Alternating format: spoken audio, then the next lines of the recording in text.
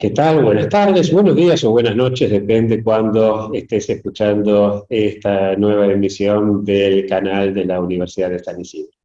Hoy contamos con tres queridos amigos trasandinos que nos van a hablar sobre temas tan amplios como diversidades sexuales, como derechos de las personas mayores y como memoria y violencia en la narrativa contemporánea.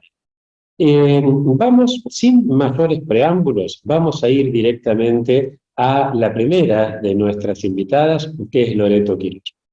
Loreto, tuve la suerte de conocerla hace ya unos años, cuando estaba comenzando a hacer sus estudios doctorales sobre linchamiento, con una perspectiva sumamente interesante, y hoy está ya haciendo su postdoc, después de haber hecho en la Universidad de Santiago de Chile su doctorado. Hoy es profesora e investigadora en la Universidad de O'Higgins, y sin mayores preámbulos, entonces, pasamos directamente a escuchar a Loreto. Bienvenida, Loreto.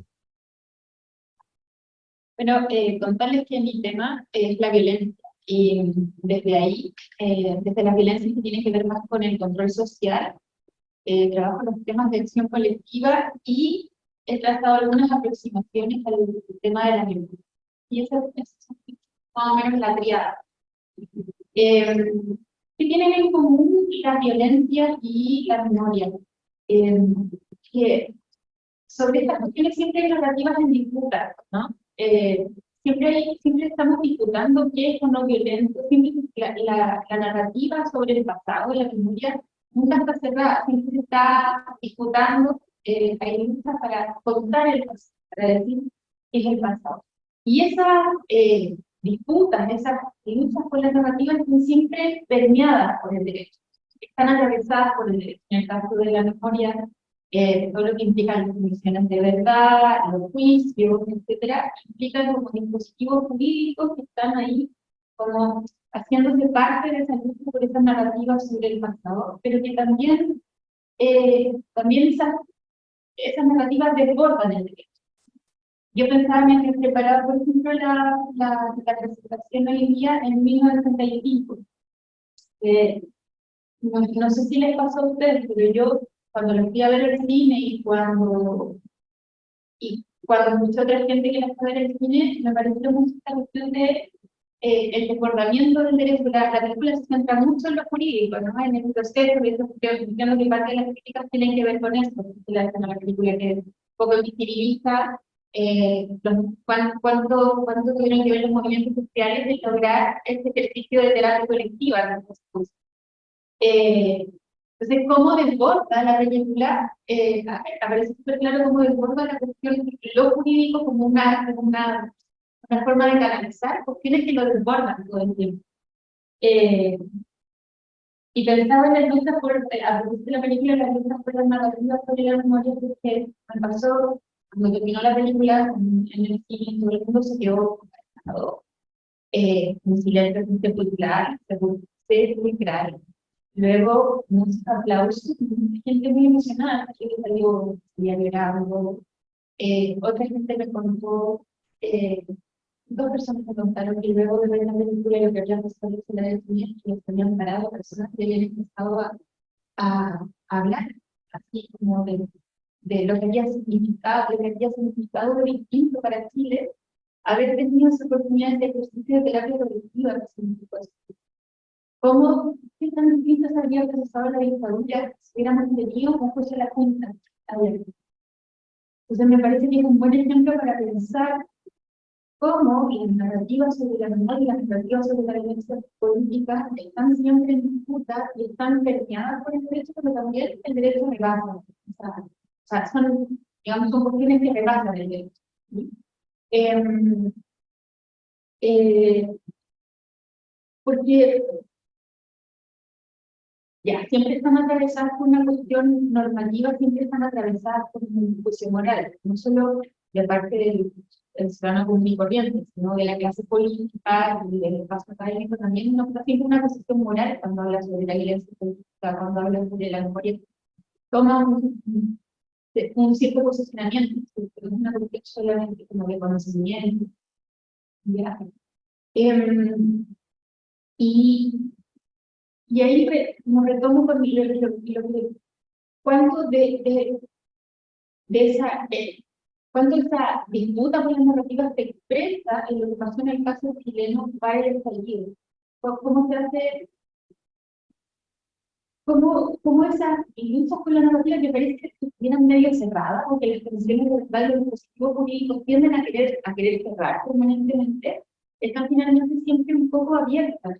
Y ciertos ciclos de movilizaciones sociales lo que hacen es actualizar, visibilizar, y no sacar como a la superficie esas disputas para la relación de esas violencias políticas. Vemos, por ejemplo, en el caso del estallido de 2019, como ciertas, como, digamos, luchas por cómo contar el pasado se actualizan, ¿no? Estábamos repitiendo siempre para hablar de lo que pasaba en 2019, de lo que había pasado en el 73, por cómo se había procesado el término de la dictadura. Y eso, pero a la guía también dijo que como ciertos conceptos centrales que aparecían como medianamente nuevos, pero que estaban conectados con eso. Yo acabo de estoy trabajando en un artículo sobre el procesamiento jurídico de una acción emblemática de violencia en el contexto del estallido de 2019, y claro, me parece como central la cuestión del orden público. El orden público sirve para ciertas legitimidades, el derecho a la protesta sirve para construir otras legitimidades, pero si finalmente hay una generalidad de esos conceptos que nos lleva a las mismas disputas con las narrativas que venían tejiéndose a propósito del golpe del 73. ¿Ya?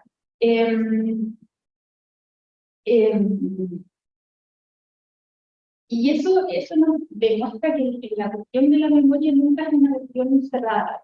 La narrativa sobre la memoria siempre tiene posibilidades de volver a abrir, de volver a disfrutar,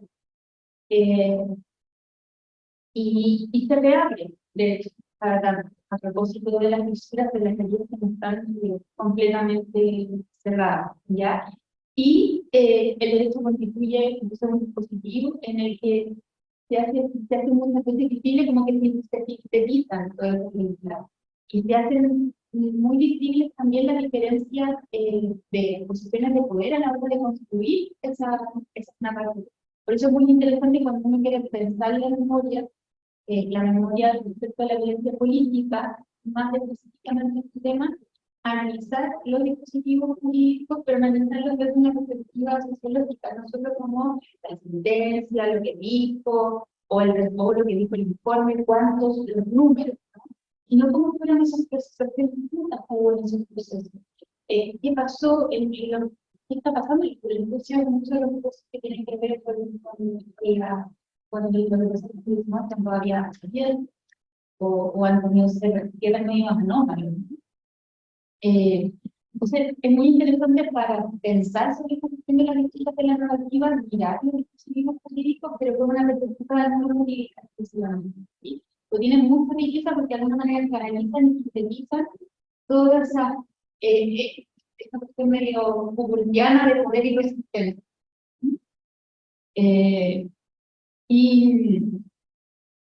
Y una de las expresiones de cómo el derecho no se puede llegar a develar cómo son estos procesos de construcción de memoria, justamente son la cuestión de los juicios, ¿no? El tema, por eso traía lo de la película de 1985. Yo no he estado al tanto de los debates que han habido acá, que se pudieran haber levantado respecto a la película, pero sí me parece que una cuestión que actualiza la película es mirarnos hoy en día en ambos países y mirar las distintas formas en que procesamos el cierre de nuestras respectivas dictaduras y cómo eso tiene consecuencias en la cotidianidad, incluso la contingencia política, en la cotidianidad. O sea, tengo la impresión, porque me conozco de acá, es muy difícil que acá, por ejemplo, alguien reivindique la figura del poder en público, en voz alta. En Chile es Argentina. Es súper. Y hasta el día de hoy, lamentablemente, es distinto. No pensaría que lo del 2019 capaz la hegemonía de la memoria cambió, pero no. O sea, vimos que cuando fue el tiempo aplastante del rechazo el 4 de septiembre del año pasado. Había gente que salió sin celebrar con la máscara de Pinochet. ¿Sí? Yo me imagino que como esa película de que es impensable acá. Y eso tiene que ver con las distintas maneras de procesar esa memoria que tuvimos en ambos países y cómo se decanta hasta el día de hoy, cómo eso mantiene el caso chileno ayer que están abiertos hasta el día de hoy. Porque estamos, para alguien que sufrió de la violencia política de la dictadura, ver esa imagen en televisión del sujeto reivindicando la figura de Pinochet es algo que solo que me la impresión de que acá no está, nadie podría llegar a producirse esa escena de dolor, ¿ya? Y entonces ahí, a propósito de eso, digo, lo que quiero relevar es lo relevante, valga la redundancia, de los dispositivos jurídicos a la hora de construir. Insisto, más allá de las críticas que uno le puede hacer a la película en particular, cómo relevó algunas cosas, sino de cómo el derecho sirvió como un ejercicio de terapia colectiva para hacer un ejercicio de construcción de la historia común algo más saludable. Y el poder simbólico que tiene el derecho en ese sentido, y los niveles de exposición, a los que estuvieron expuestos a estar sometidas las víctimas de las violaciones de los derechos humanos, que nutren ese juicio, cómo nos sirven como terapia colectiva a todos cuando pasan por ese trabajo del derecho. Es algo que no murió allá. Y bueno, el estallido tenemos que dar en el que hay una actualización de esa herida que estaban reservadas, que estaban tan cicatrizadas. Y entonces, de nuevo, corresponde pensar, y aquí vienen las preguntas, y a propósito de mi tema, la aproximación sociológica del derecho, ¿qué está haciendo el derecho ahora al respecto de esas heridas que salieron, que estaban también cicatrizadas, que se volvieron a abrir, que se detectaron nuevas heridas? ¿Qué está haciendo el derecho hoy con respecto a eso? ¿Cómo ir a considerar los distintos? ¿Cómo se está? Ahora tengo entendido que igual hay comisiones de verdad que tienen que ver con procesar lo que pasó durante ese ciclo de protesta. Hay juicios abiertos, la mayoría de los juicios están abiertos porque tienen por objetivo perseguir las responsabilidades de los civiles que participaron en proyectos que pudieron haber implicado violencia, juicios con responsabilidad de agentes del Estado. Hay pocos, y con cero visibilidad pública y no contra altas autoridades.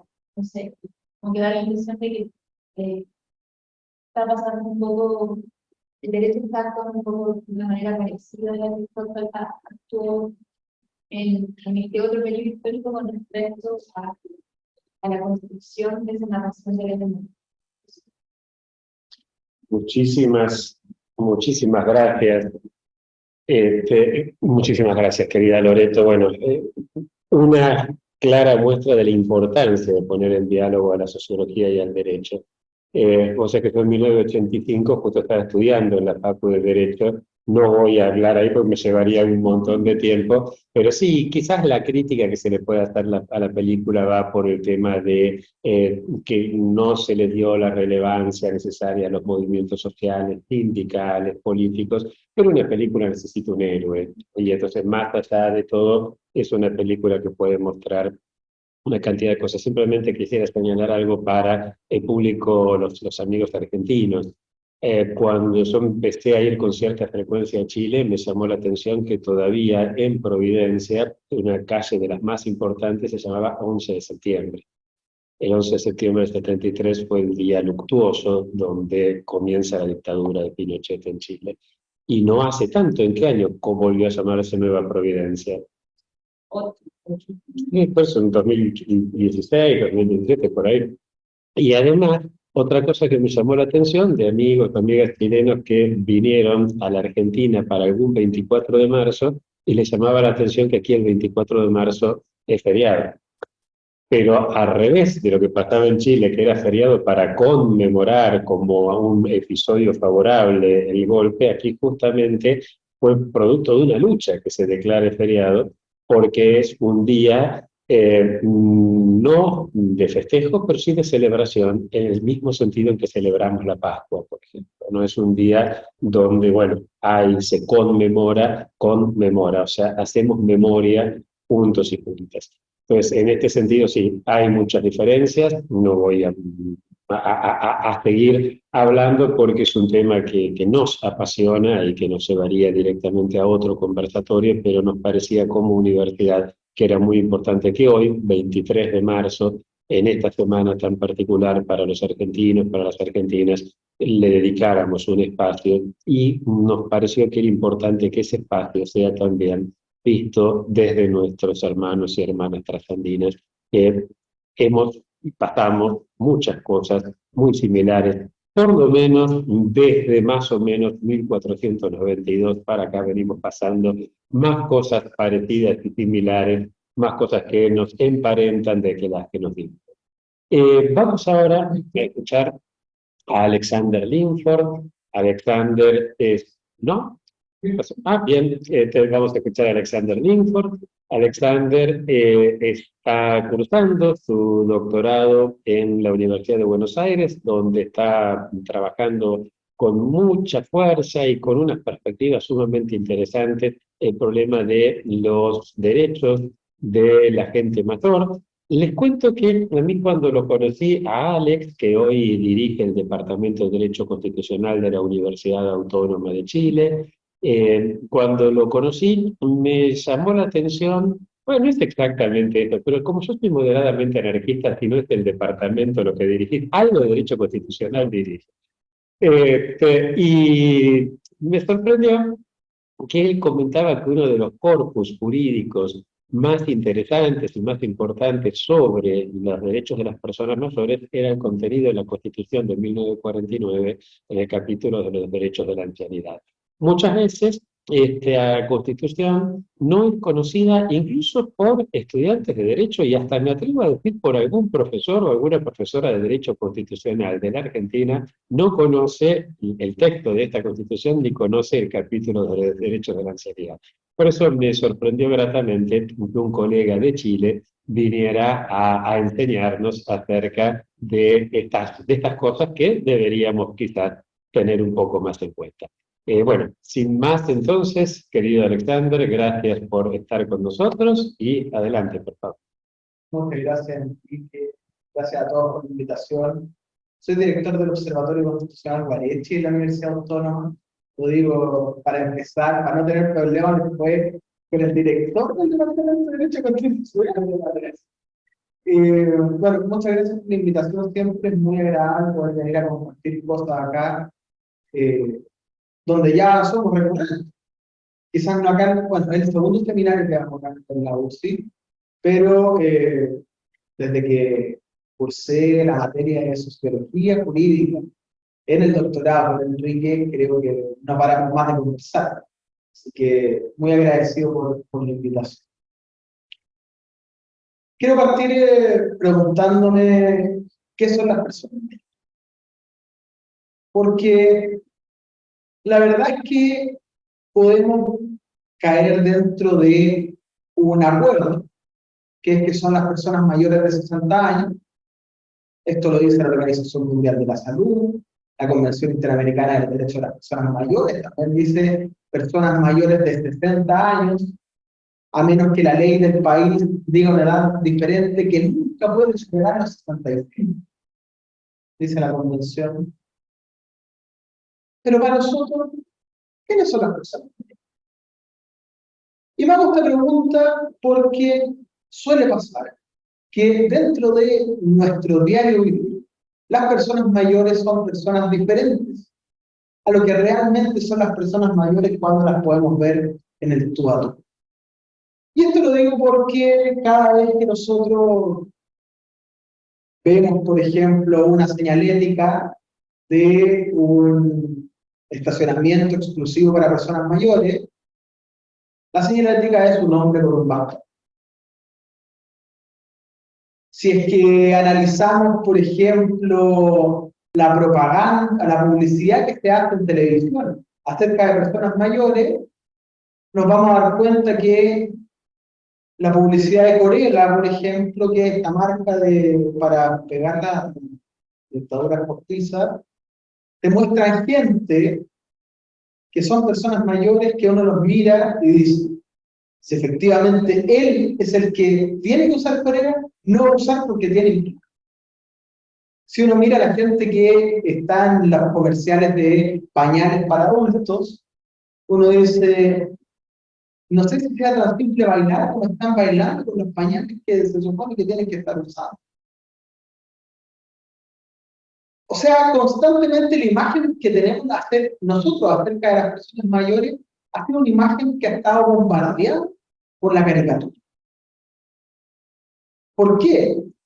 Porque si nosotros empezamos a mirar a nuestro alrededor, nos vamos a dar cuenta que las personas que son mayores de 60 no son ni la persona con el bastón que está en el cartel del supermercado, en la fila exclusiva o en el del estacionamiento, ni son tampoco aquellas personas que la caricatura acerca de las personas mayores no anima.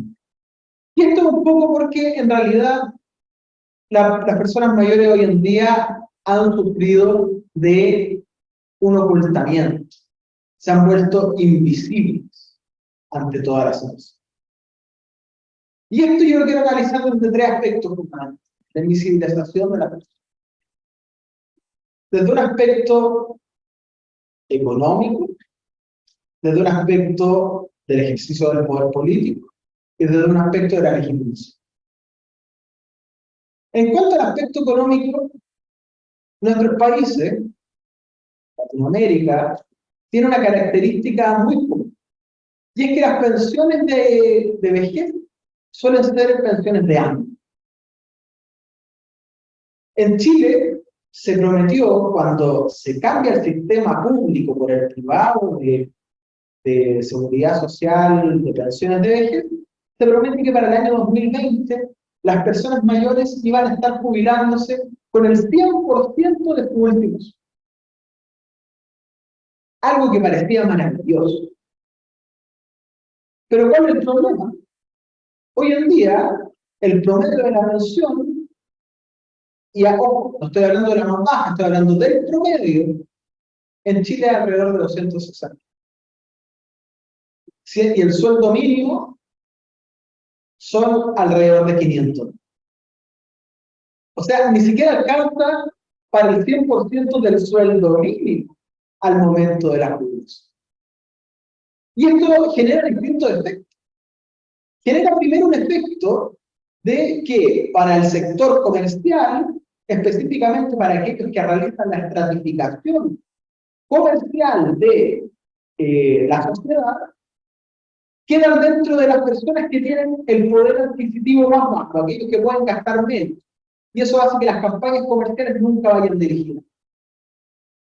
¿Por qué? Porque voy a terminar gastando más en la campaña de lo que puedo obtener como recompensa al momento de haber ejecutado la campaña y de vender el producto o el servicio. Entonces, desde un aspecto económico, las personas mayores, debido a que ya no importa si es que tienen una casa, dos casas, tres casas, sino que lo que importa hoy no es la acumulación, sino que el gasto inmediato. El aspecto bancario, o en realidad el gasto inmediato, nos lleva a decir que las personas mayores son económicamente invisibles para aquellos generadores de consumo. Entonces, sí, económicamente son invisibles y nos vamos hacia un aspecto político. Podemos pensar lo siguiente. También tenemos algo en común en Latinoamérica. Las personas mayores, tanto de Chile como de Argentina y de muchos otros países de Latinoamérica, lo que tienen en común es que todos vivieron dictaduras militares. Y eso es algo común que es sumamente importante. ¿Por qué? Porque todos ellos cargan con la memoria. Y cada uno vivió la dictadura militar desde un punto de vista distinto. lo que hoy no permite que las personas mayores puedan organizarse como colectivo para poder generar una presión política con respecto a los partidos. Hoy en día, las personas mayores dentro del continente latinoamericano ya supera más del 10% de la población. Entonces, si alguien me dice que en un país, para la elección presidencial, por ejemplo en Chile, vota alrededor de un 50% del padrón electoral, y del 100% del padrón electoral, el 10% son personas mayores, si votaran todas, podrían perfectamente terminar definiendo una persona. Pero no lo hacen. ¿Y por qué no lo hacen? Porque ellos políticamente perdieron la capacidad de organizar, debido, entre otras cosas, a que fueron todos víctimas de una dictadura y que el recuerdo de la dictadura y las propias ideologías políticas no les permiten organizarse dentro de un sentido común.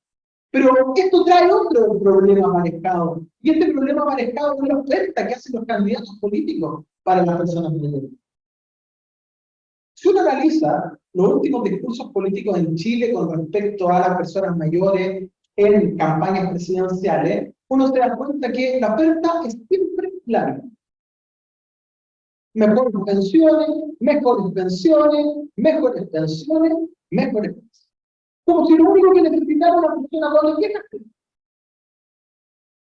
Y uno dice, es algo importante, claro, es algo importante, porque te vuelve a entregar capacidades de consumo.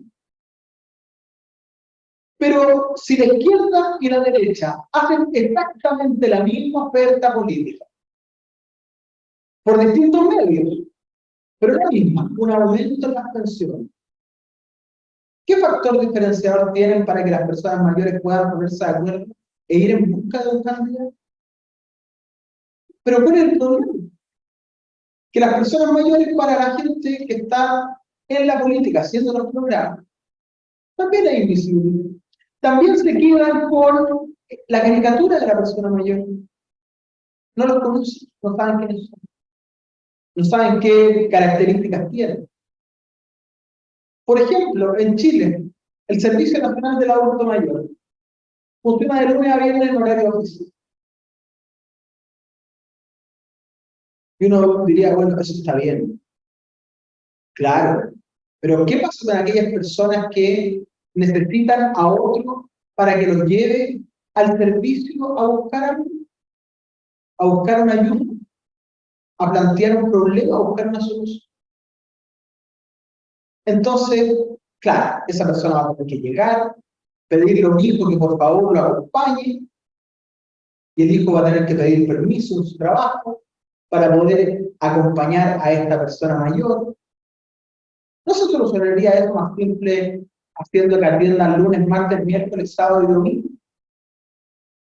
Pero no, se desconoce quiénes son las personas mayores y cuáles son los problemas que tienen. En Chile, para poder atender a una persona mayor en el sistema gratuito de asesoría jurídica, se les sigue pidiendo que acredite su condición socioeconómica, como si ya no estuviese demostrado lo vulnerable que es.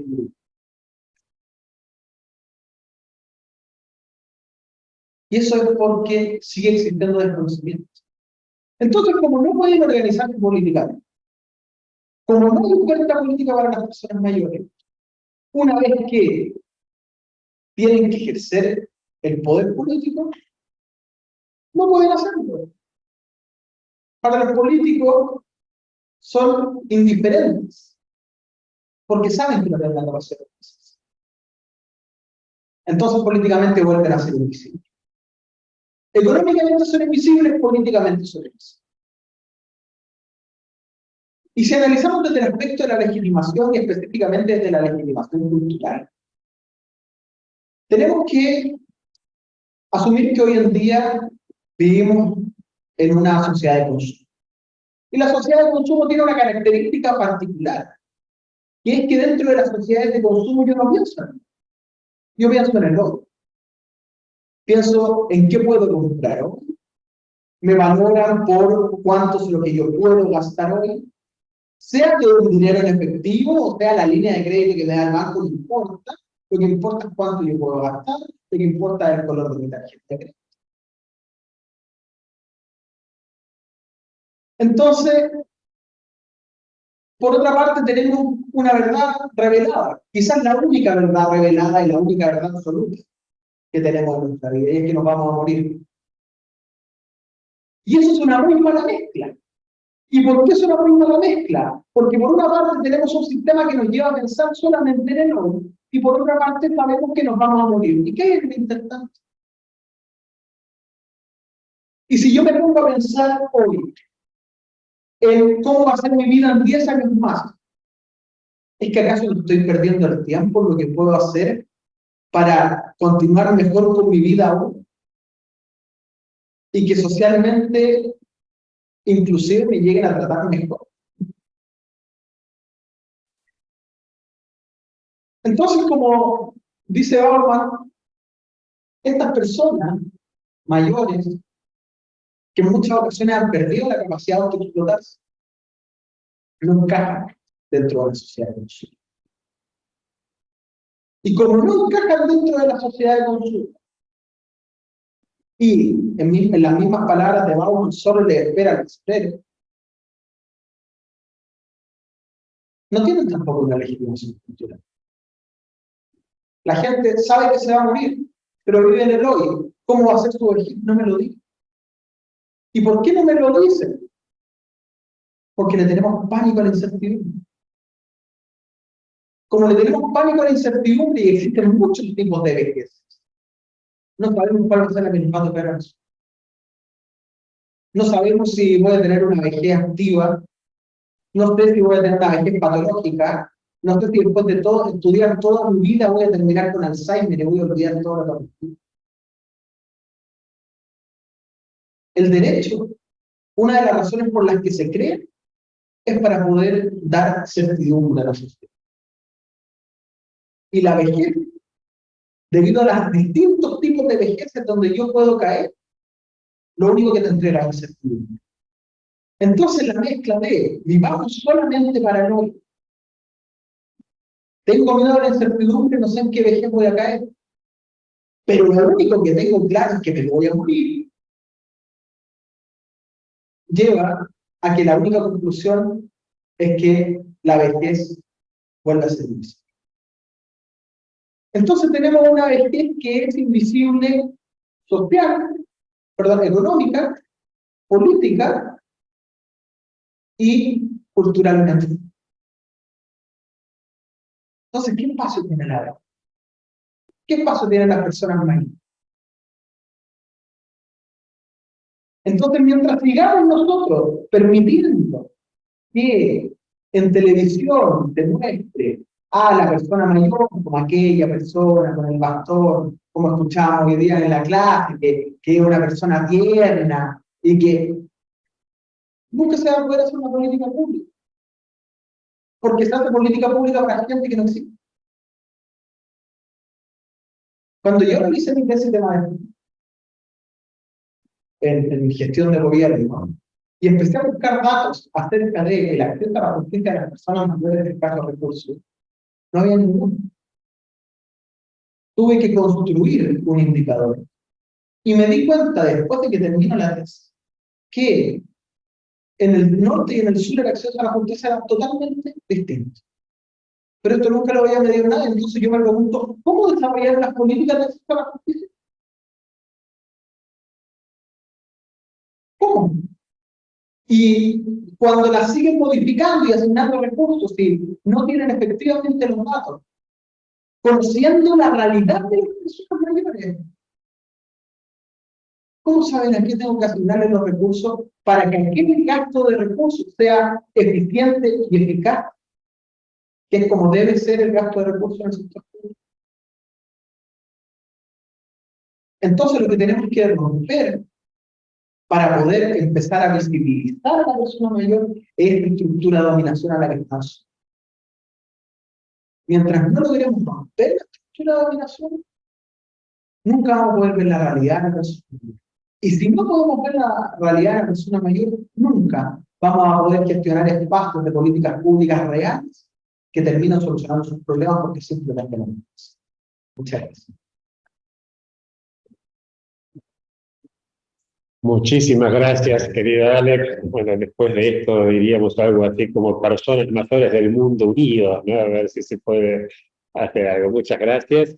Y vamos a presentar ahora a Eric Latorre, que nos va a hablar sobre diversidades sexuales. Eric, después del fiasco de la presentación anterior, yo iba a decir que está algo así como director del departamento de administración, pero a lo mejor no dirige ningún... ¿Algo de esto dirigís? ¿Qué es lo que dirigís? La carrera pública y magíster. Eso, carrera de administración pública y magíster de administración pública, que realmente, en general, como vos, para todos los que me conocen saben, los títulos y honores no es lo más importante, sí es lo más importante la calidad de la gente, y en este caso lo que nos interesa es la calidad de la exposición. Les cuento, yo una de las materias que suelo dictar es Sociología de la Dominación, y suele pasarme que más de uno de los que, y de una de los que viene a la clase está esperando que hablemos de látigos, de vestimentas de cuero, de sadomasoquismo. Bueno, lo primero que suelo hacer es decirle, mire, lamento desilusionarles, pero no es de esto que vamos a hablar.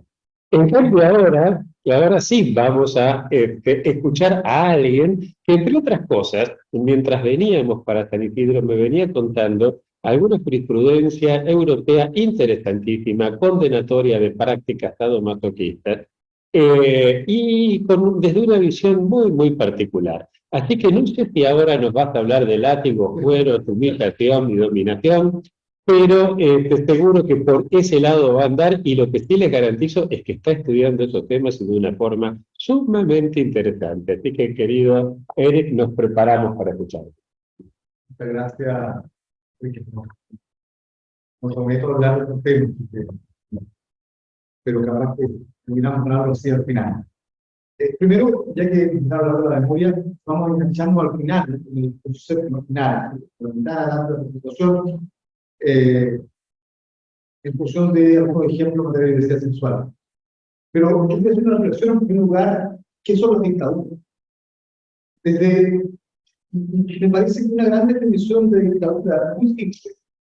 Simplemente son el conjunto de la negación de todos los derechos. O sea, dicho de manera muy sencilla, en definitiva, es la no igualdad. Es la total discriminación arbitraria. Eso es una dictadura. Y nosotros, ambos países, vivimos en un proceso durante largos años. Y la pregunta es, desde el punto de vista al menos jurídico, en el lugar que aprendimos. ¿Y cómo? Si uno toma la definición de estos no derechos, negación de la igualdad, la exacerbación de la discriminación arbitraria, ¿qué tenemos nosotros? Entonces, es interesante mirar eso, porque en el caso argentino, si uno mira la Constitución argentina del 94, incorpora una serie de elementos que son tremendamente interesantes y buscan, al menos desde la construcción jurídica básica, que no significa, obviamente, eso se plasme en una raya marcial, pero yo soy convencido que las constituciones deben por lo menos dar una señal clara hacia dónde vienen. Y la Constitución argentina tiene 4 características que son súper importantes de esta manera. Primero, fuera de derecho de tercera y cuarta generación. O sea, bastante avanzada, interesante, la año 94. ¿no? Segundo, establece una protección expresa contra la discriminación en el concurso de amparo, cosa que hemos mencionado así. Tercero, incorpora tratados internacionales sobre la ley, entonces incluso nos cita, es muy taxativa en el sentido para proteger contra la discriminación. Y cuarto, establece diversos mandatos de acción positiva contra la discriminación. Entonces, uno diría en el 94, Argentina, como la mayoría de los países de la región, retoman el debate constitucional después de la dictadura. Brasil, Uruguay, Argentina, Bolivia, un tiempo después, etc. Todos los países lo retoman. Pero en el caso de Argentina, además, muy anticipadamente, incorpora estos 4 elementos que hemos planteado que me parecen realmente importantes de rescatar, porque después se han ido entretejiendo y plasmando en el derecho, con una serie de leyes complementarias, con una serie de fallos, que van mostrando que la incorporación de derechos y el hablar contra la discriminación no no solo formal, sino apuntando lo material, va creando una sociedad distinta, habrá una sociedad más justa, sociedad más, así, de una manera evolucionada. Sin embargo, en la Constitución de Chile, que primero que es de la dictadura, es la única institución que va quedando en dictadura militar vigente, la última, Panamá, de Bella Alexander. Es muy interesante cómo esta Constitución aborda estas temáticas. Pero antes de pasar a los 80, creo que vale la pena hacer tres discusiones respecto a la discusión de igualdad. Porque la igualdad jurídica, y hay que agregarle jurídica, un concepto que si lo ponemos solo es mucho más relativo, considerando el realismo, lo cultural, la igualdad se completa. Por lo tanto, aquí hablamos de igualdad jurídica. Y la igualdad jurídica nos pone ya un problema frente a ser en la ley más grande. Y este problema es muy complejo, a pesar de que ha sido en materia de diversidad sexual, recién está siendo más estudiado, analizado en estos 20 años, porque todos asumíamos que la igualdad en la ley de relación de diversidad sexual estaba definida como consumida entre dos sexos y punto. O sea, una vez que teníamos dos sexos reconocidos formalmente, la ley ya planteaba un escenario de igualdad. Y todo lo que venía después, en la historia de los casos chilenos, la verdad que es irrelevante. Por consiguiente, la igualdad, la discusión entre igualdad de la ley y igualdad de la ley era bastante trivial, no tenía mucho sentido. De hecho, el corte fallaba en quedar contra cualquier requerimiento en materia de diversidad. Por otro lado, súper importante en esta discusión, es dos conceptos debemos interpretar igual. Una igualdad que no es identidad, pero eso es cuando una trampa, porque lo veía con obvio, igualdad de identidad, donde podemos distinguir entre iguales y no iguales, y pegar a cada igual lo que corresponde. Sin embargo, el segundo concepto es que la definición de igualdad implica siempre el juicio igual. Siempre. La definición de igualdad es un lugar cultural que se plasma en lo normativo y no al revés. No la norma que lo dice. Por consiguiente, esto que estamos diciendo desde un punto abstracto, desde el punto de vista de una discusión jurídica bastante de fondo, ¿no es cierto? Solo tomo un punto adicional sobre esa discusión jurídica, es si ahora cuando hablamos de igualdad, hablamos de la discriminación. Esto de la igualdad se puede sacar a la discriminación arbitraria, y una discriminación que implica, ¿no es cierto?, que según todas las definiciones estándares internacionales, finalmente, que existe una serie de categorías por las cuales no se puede discriminar por el derecho. Ahora, la pregunta es, ¿quién define esa categoría? Bueno, sin duda, la definición corresponde a un espacio sociocultural territorial, eventualmente, sociocultural, sí, puede ser territorial, más o menos intenso, donde una vez que estamos inmersos en esa cultura, nos parece que tanto el concepto de igualdad como las categorías posibles para discriminar o no discriminar son naturales, son evidentes, son bien dadas por algún tipo de inspiración del tipo que sea. Y nos olvidamos rápidamente que esas categorías no son naturales, que son construidas, que son interpretables y que son, por cierto, van a evolucionar. De hecho, los derechos humanos revolucionando, la Corte Interamericana de Derechos Humanos me parece que se ha expresado que las categorías por las cuales se puede se consideran arbitrarias, pero sospechosas, al final son ampliables, pero esa expresión también está al lado de lo que la propia Corte define, siempre está en una línea de disculpa. Ahora, sería, si vamos al caso chileno, que es lo que... En el caso chileno, la Constitución Política del 80 no habla de discriminación respecto a un curso. Apartado. Pero el artículo 19, número 16, número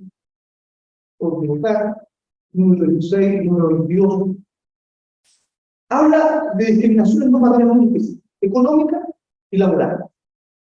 O sea, tiene una inspiración clara que la discriminación la quiere acotar, restringir y plantear respecto a dos cuestiones fundamentales que al en una inspiración neoliberal son mismos, ¿cierto? Pero sin embargo, el resto de las discriminaciones que traen no son consideradas. Es más, una cuestión que pasa realmente es que el recurso de protección, que el recurso amparo directo, no es aplicable cuando se habla de discriminación. O sea, debe haber otro derecho vulnerable por el cual se puede invocar un concepto de discriminación, porque meramente por la discriminación no se puede recurrir al tribunal constitucional, o no se puede recurrir al recurso de protección. Ninguno de las dos instancias permite. Entonces, esto nos lleva a algo que a mí me parece que es brutal. Y por eso destacaba al principio lo que ha hecho la municipalidad argentina. En Chile, hasta el año 2011, ¿por qué? Básicamente no había ninguna protección jurídica contra la discriminación.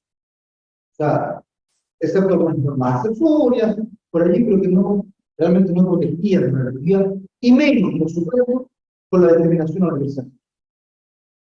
Es increíble que durante exactamente 33 años, en 1980, no haya sido relevante este tipo de protección. ¿Por qué en 2011 hay un pequeño cambio? Porque aparece una ley, la famosa ley Samuels, con 1919, a propósito del homicidio de un muchacho homosexual que brutalmente golpeado y asesinado en la calle, y se promulga una ley que se llamó Ley Samuels, fue la ley que establece medidas contra la discriminación. Pero ¿cuál es el problema? Y ahí tenemos el gran problema donde viene el fondo de la necesidad de la protección constitucional. Una persona que lee discriminación en Chile, por ejemplo, cuestiones vinculadas a su género, o discriminación porque en un colegio, y por más de todo, un niño en un colegio no permite entrar porque trata, por ejemplo, entra en un proceso judicial normal que puede durar 4 años. O sea, la eficacia del derecho pierde todo sentido. Estoy discriminado, 4 años más de la sentencia, la verdad que tiene bien un sentido. Pero además, el legislador parece que es la expresión de apoyo. La discriminación debe ser efectiva en la organización de otros derechos. Entonces, es un concepto subordinado, bastante complejo, no por su forma. Entonces, se suele dar un ejemplo concreto. El año 2011 en Chile, el Tribunal Constitucional emite un fallo, cuando, y aquí es una decisión muy interesante, porque el grupo de diversidad sexual van a la Corte diciendo, ¿sabe qué? El artículo 102 del Código Civil que establece el patrón Blanquer es discriminatorio. Por ende, nosotros pedimos que pueda ser arreglado o no. Pero van a la Corte y llegan a la Corte de Apelaciones. Y la Corte de Apelaciones, para mejor resolver, hace una consulta al Tribunal Constitucional. Y el Tribunal Constitucional, de una manera, me puso bastante simplista, aunque hay un voto disidente que es bastante más interesante. Básicamente no se complica la vida y dice que no hay ninguna discriminación ni ninguna institucionalidad. Porque al recurrirse se planteaba la obligación de igualdad de la ley. Dice, no hay ninguna discriminación porque la discriminación solo se puede dar entre iguales, y aquí son normales. Porque para este caso, hombre y mujer, ¿cierto? Es necesario que por el de algo para un matrimonio, pero por ejemplo, son mujeres, no se da una condición igual. Entonces, no hay por ejemplo, una vulneración del artículo constitucional que establece igualdad de la ley. Y ese fallo un poco reiteraba por un fallo porque se le podía hacer. Entonces, el concepto de incorporar este binomio igualdad y discriminación, y reitero, no solo es igualdad, la igualdad como concepto puramente jurídico, formal, termina siendo eventualmente un concepto totalmente inmaterial. Si no le agregamos necesariamente, son necesarias, no suficientes, el mandato de no discriminación y poder dar una herramienta jurídica para poder recurrir ante la eventual existencia de esta discriminación. A partir de esto, digamos, la diversidad sexual ha intentado recurrir un montón de temas, un montón de causas, intentó recurrir antes de que se aprobara esta ley en Chile sobre matrimonio igualitario, al Tribunal Constitucional de diferentes cortes, generando discriminación, y la verdad que no terminamos. Todavía estamos en una serie de situaciones donde es una diversidad bastante discriminada. Recién estamos teniendo niños trans desertados bajo ley, antes rechazados, y nuevamente, cuando se gobierna un tribunal mediante ley de discriminación, la verdad que eso funcionaba bastante mal, muy poco eficaz. Cuando estamos hablando de discriminación del trabajo, no puede ser sexual, todavía se da en muchos casos, ha ido bajando, pero no se da. Y lo interesante es que hemos hablado de manera laboral, sobre el trabajador conmigo, que más vale la pena recurrir al tribunal no por discriminación, como la sexual, sino por otro elemento vinculado a manera laboral, por hacer más partido, puramente la discriminación sexual. Por consiguiente, cuando hablamos de memoria, me pareció interesante en este ámbito reflexionar sobre el gobierno del principio. Las dictaduras nos negaron derechos, nos discriminaron arbitrariamente. Y digo no porque para toda la sociedad. Por consiguiente, cuando el ordenamiento jurídico formal y material empiezan a tomar conciencia de ello y empiezan a, en primer lugar, el paso inicial, a incluir la Constitución y a proteger sus derechos, y a proteger a las personas contra el control arbitrario, avanzamos en el paso. Obviamente no es lo único, hay muchas cosas que hacer, pero si no tenemos ese paso fundamental, si la propia Constitución, para tener un ejemplo problemático, no establece la prohibición de ejecución arbitraria, evidentemente que es imposible que el sistema jurídico lo pueda resolver. Entonces, que es el caso específicamente de Chile. Y quiero terminar con ya que Enrique pidió un caso. Hay un caso argentino muy interesante, que estaba en el almuerzo, el caso de Lara Bertolini, que Lara Bertolini era un chico que por ley viajero pidió el cambio de sexo. El tribunal acepta el cambio de sexo, no lo acepta, es un evento administrativo. Una vez nada, perfecto, y pasa a ser mujer. Pero luego pide un nuevo cambio, se puede registrar, planteando el pedir reconocer reconocible con el sexo o el género de feminidad charla. Y el tribunal de realizarse acoge la solicitud, acoge la solicitud, y lo que es lo interesante, que alude a que la ley argentina, ya luego he dicho que el sistema constitucional no es discriminación, ya luego que la ley argentina no distingue sexo, yo dice sexo, por ende deja abierta una categoría. Y lo interesante es que el fallo del tribunal que funda esto se ampara, entre otros, a este principio establecido en la Constitución de los derechos. Y también se ampara en todos los tratados internacionales, incluidos en la Constitución argentina, en relación a lo que establece la Convención Internacional de Derechos Humanos y las sentencias de la Corte Internacional de Derechos Humanos. Entonces, hay un vínculo directo, es muy interesante, de la Constitución hacia el circuito, ¿cierto?, de la jurisprudencia internacional. Porque la Constitución argentina lo permite.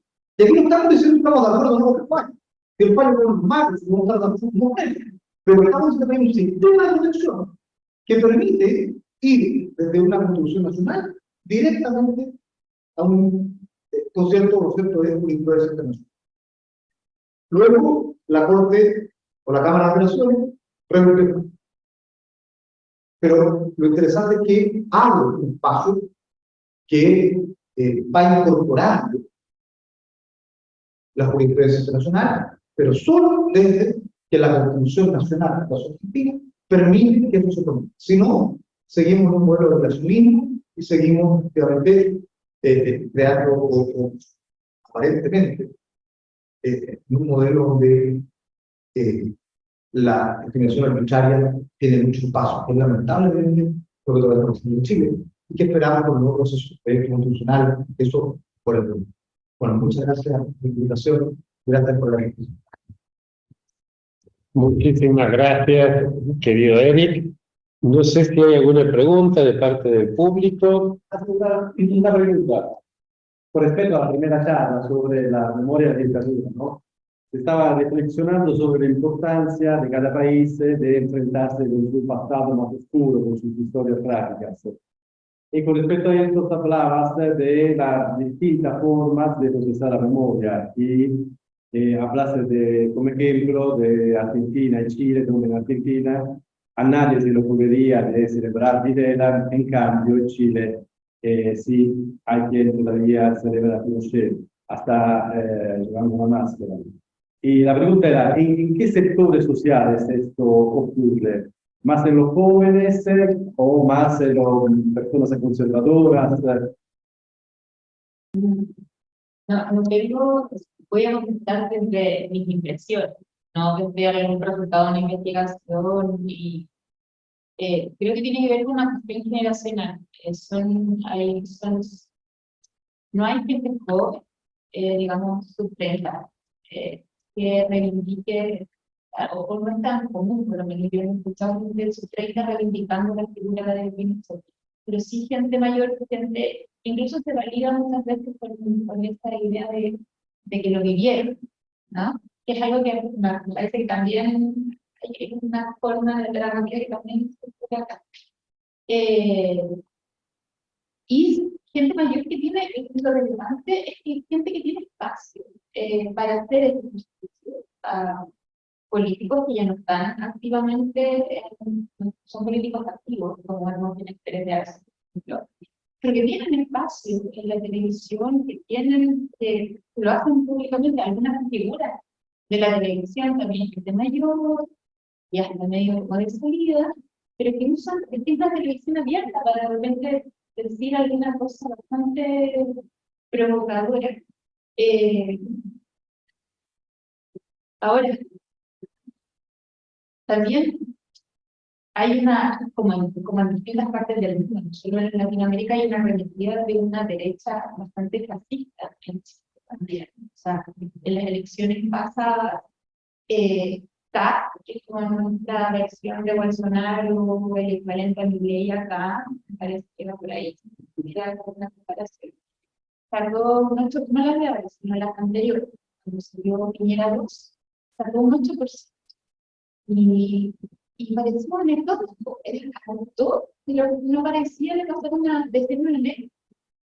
¿Por qué no me lo hagas? Porque es una figura que tiene cierto, sus seguidores o sus votantes que no reivindican abiertamente a Pinochet, pero sí reivindican toda la obra de la dictadura, aunque no hablen de Pinochet.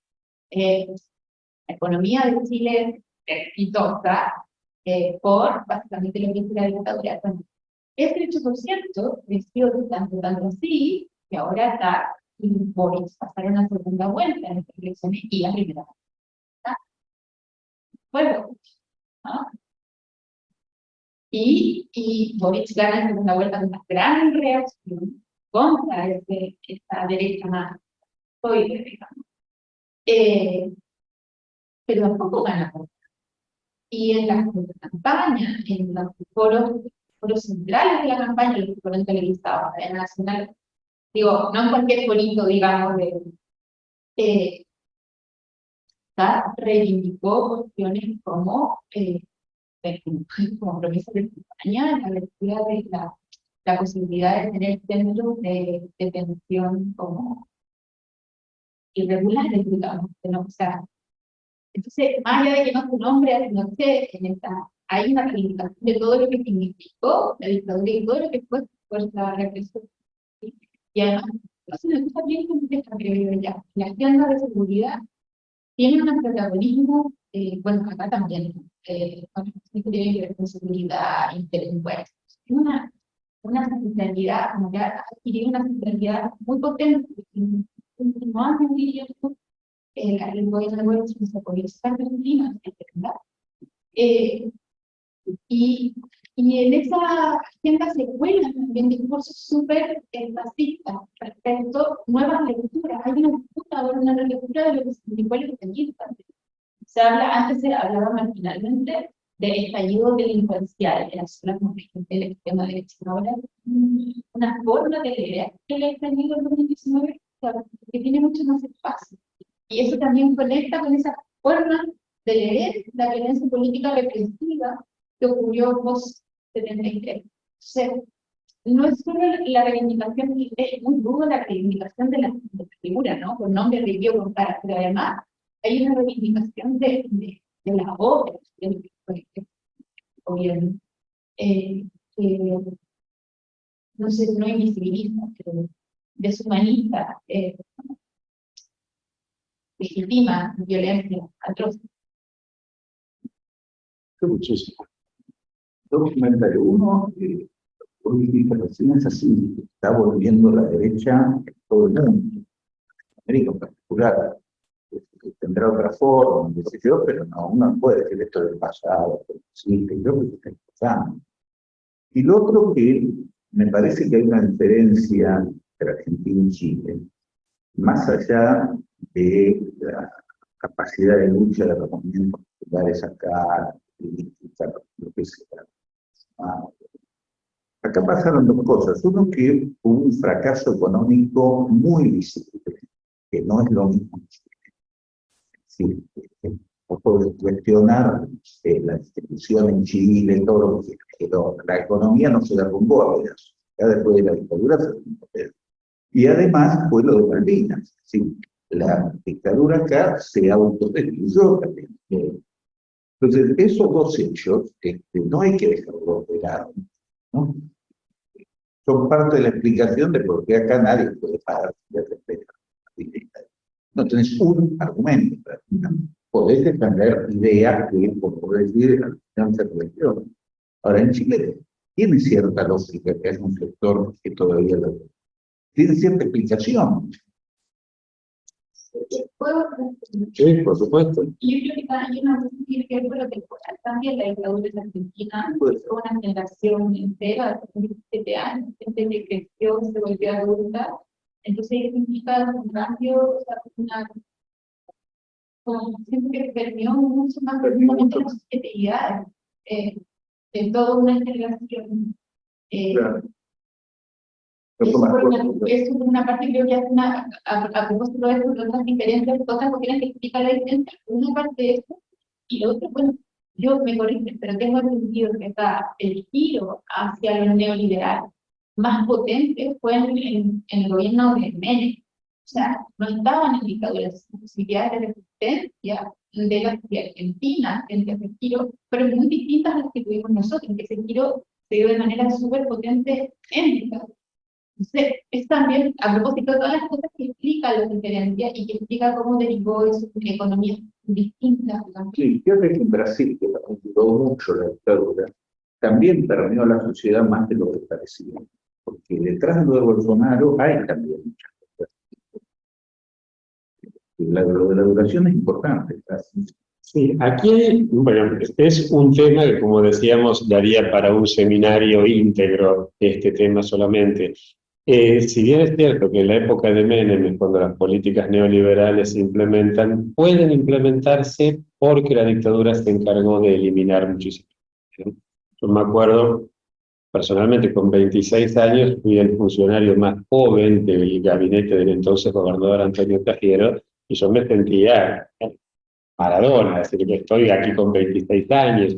Y claro, cuando empiezan a hablar, los que en este momento tenían 40, falta fulano, falta mengano, te acordás de aquel, y después vivió mi generación esa orfandad.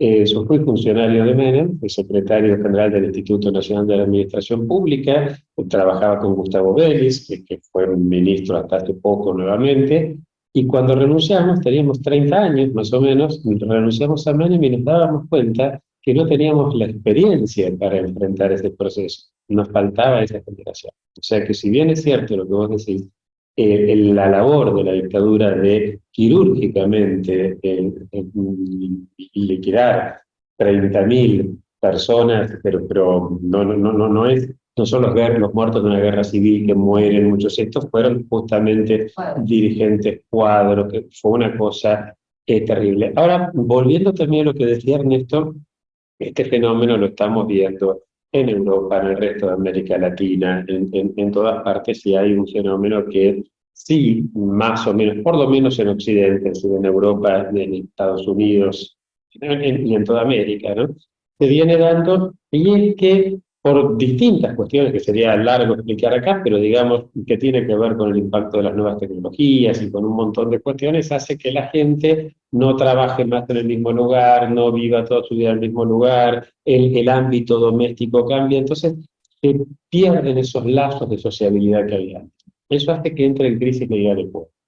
Yo soy profe de la Facultad de Ciencias Políticas y se vea la idea de pueblo como esta especie de construcción discursiva, como una creación. Claro, ¿cómo legitimamos la democracia sin demócratas, sin pueblo?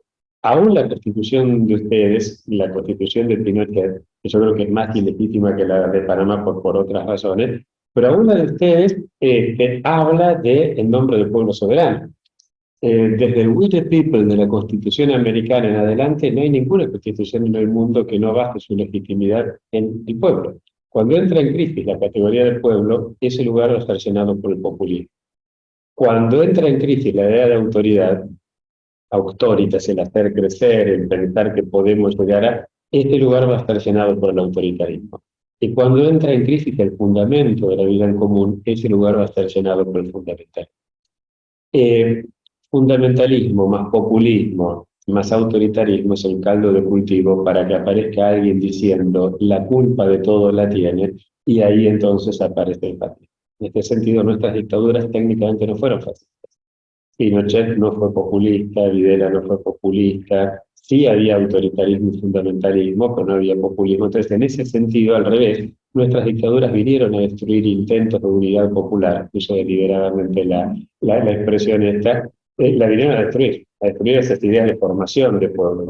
Bien, entonces, en este aspecto es que me parece que ahora sí estamos ante un peligro muy grave, que es el peligro de un fascismo. Pero así como 100 años atrás tuvimos un fascismo de masas, porque la irrupción de las masas fue lo que hizo entrar en crisis la idea de pueblo, entonces tenías un fascismo de masas vertical o jerárquico, como podía ser el de Mussolini o de Hitler, o pretendidamente horizontal e igualitarista, como podía ser el de Stalin, pero siempre fascismo de masas. Hoy lo que tenemos son fascismos por individualismo.